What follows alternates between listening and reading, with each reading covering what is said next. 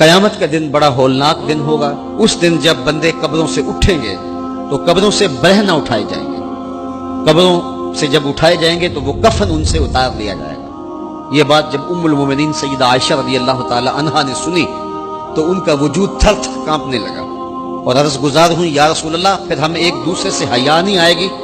فرمایا عائشہ معاملہ اس سے بھی آگے ہے۔ مطلب کیا؟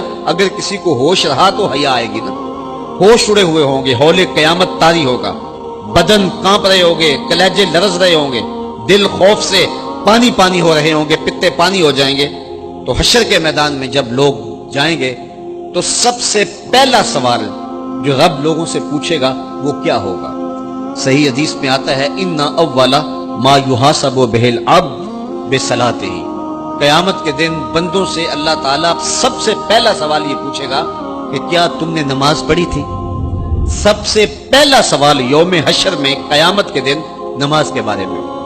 اور اللہ تعالیٰ جل شانہ قیامت کے دن لوگوں کو اپنے حضور سجدہ ریز ہونے کا حکم دے گا کہ آج مجھے سجدہ کرو۔ دنیا پر کوئی سجدہ کرتا ہے یا نہیں کرتا؟ قیامت کے دن تو چاہے گا کہ ابھی سجدہ ریز ہو جاؤں، بلکہ کافر بھی چاہیں گے کہ ہم بھی سجدہ ریز ہو جائیں۔ جب اللہ کی طرف سے سجدے کا حکم ہوگا تو بتوں کو سجدہ کرنے والے بھی سوچیں گے کہ آج ہم رب کو سجدہ کریں کہ اس کے حکم کی تعمیل ہو جائے، لیکن سجدہ کرنا چاہیں گے تو بے نمازیوں کی کمر اکڑ جائے گی، وہ سجدہ کرنا چاہیں گے بھی لیکن سجدہ نہیں کر سکیں گے، اور پھر رب کے سامنے جو ذلت اٹھانا پڑے گی، جو رسوائی اٹھانا پڑے گی، اس کو لفظوں کا پیراہن نہیں دیا جا سکتا۔ اور پھر جو بے نمازی ہوں گے اللہ کے حضور سجدہ نہیں کر پائیں گے، اللہ تعالیٰ انہیں اس صف میں کھڑا کر دے گا جس صف میں فرعون کھڑا ہوگا، نمرود کھڑا ہوگا، حامان کھڑا ہوگا، قارون کھڑا ہوگا، ابی بن خلف کھڑا ہوگا۔ دشمنان خدا جس صف میں کھڑے ہوں گے بے نمازی کو اس صف میں کھڑا کر دیا جائے گا۔ میری لمبی تقریر نہیں، میں یہ آپ سے پوچھتا ہوں اور اپنے آپ سے پوچھتا ہوں، کیا ہم یہ گوارا کرتے ہیں کہ حشر کے دن ہمیں فرعون کے ساتھ کھڑا کر دیا جائے؟ کیا یہ ہم گوارا کرتے ہیں کہ حشر کے دن ہمیں نمرود کے ساتھ کھڑا کر دیا جائے؟ کیا یہ ہماری طبیعت اس کو برداشت کر سکے گی کہ رسول اللہ کے دشمنوں کے ساتھ ہمیں کھڑا کر دیا جائے؟ اور کیا میری مائیں اور بہنیں اور بیٹیاں یہ گوارا کر سکتی ہیں کہ رسول اللہ کی راہوں میں کانٹے بچھانے والی ام جمیل کے ساتھ انہیں کھڑا کر دیا جائے؟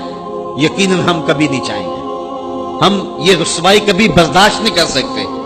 ان کے پاس کھڑا ہونا ہی قیامت ہے، ان کے ساتھ کھڑا ہونا ہی عذاب ہے، اور پھر ان کے اوپر لعنتیں بھی برس رہی ہوں گی اور ان کے چہروں کے اوپر تارکو لک مل دی جائے گی اور وہ رسوائیوں کے گڑے میں ہوں گے، تو ان کے ساتھ کھڑا ہونا تو بہت بڑا عذاب ہوگا۔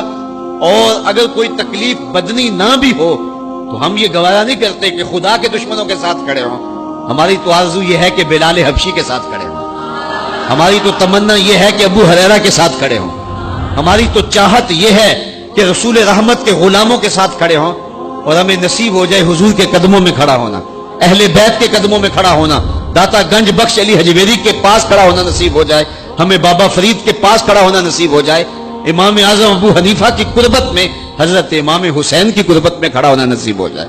ہم تو یہ چاہیں گے کہ اس زمرے میں آئیں۔ کل میں نے عرض کیا تھا 2 ہی برادری رہ جائے گی قیامت کے دن، باقی ساری برادریاں ٹوٹ جائیں گی، ساری عمارتیں ٹوٹ جائیں گی، صرف 2 برادریاں، ایک یہ برادری جس کا سردار ابو جہل ہوگا، ابو لہب ہوگا، اور ایک وہ برادری جس کے سردار محمد عربی ہوں گے۔ اب جو بے نماز ہوگا اس کو کدھر کھڑا کیا جائے گا؟ جدھر ابو جہل ہوگا، جدھر ابو لہب ہوگا، جدھر عتبہ ہوگا، جدھر عتیبہ ہوگا، جدھر ولید بن مغیرہ ہوگا، جدھر فرعون ہوگا، حامان ہوگا، شدید ہوگا، شداد ہوگا، نفدنون ہوگا، قارون ہوگا، دشمنان خدا ہوں گے۔ بے نمازی کو صف میں کھڑا کر دیا جائے۔ 6 گھنٹے کی تقریر نہیں کرتا، ان 2 لفظوں کو سمجھ لیں۔ کیا ہم گوارا کر سکتے ہیں کہ اس صف میں نہ کھڑے ہوں جس صف کی امامت رسول اللہ کر رہے ہوں، بلکہ اس صف میں کھڑے ہوں جہاں فرعون کھڑا ہو، نمرود کھڑا ہو، حامان اور قارون کھڑا ہو؟ تو یقیناً ہم تو اس تصور سے کانپ جائیں کہ ہم ادھر کھڑے ہوں گے۔ تو پھر آج دعا کی اس محفل کے اندر یہ عزم کر کے اٹھو کہ جان جائے تو جائے، نماز نہ جائے۔